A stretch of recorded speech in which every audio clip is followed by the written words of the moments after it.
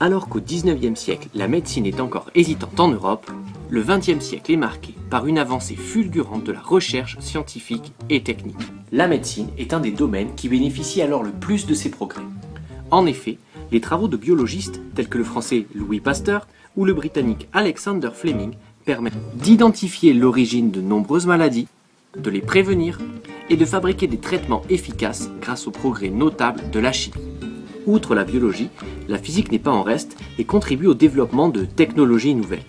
Ainsi, l'allemand Wilhelm Röntgen découvre les rayons X qui permettent la création puis l'essor de l'imagerie médicale, de la radiothérapie et plus tard des IRM. L'accélération des découvertes scientifiques, bénéfique entre autres au domaine médical, tient à l'ingéniosité de certains hommes, mais aussi au développement d'institutions telles que les universités et les centres de recherche. L'Institut Pasteur, fondé à la veille du XXe siècle, en est un exemple. Les sociétés sont alors bouleversées par ces progrès. Grâce à la vaccination, les hommes sont mieux armés contre les maladies et la découverte des antibiotiques permet de guérir des maladies jusque-là incurables.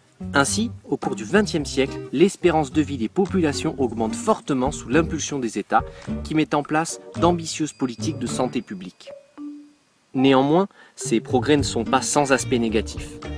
Ces politiques et les traitements médicaux modernes sont très coûteux. Des écarts de santé importants subsistent alors entre les pays riches et les pays en développement.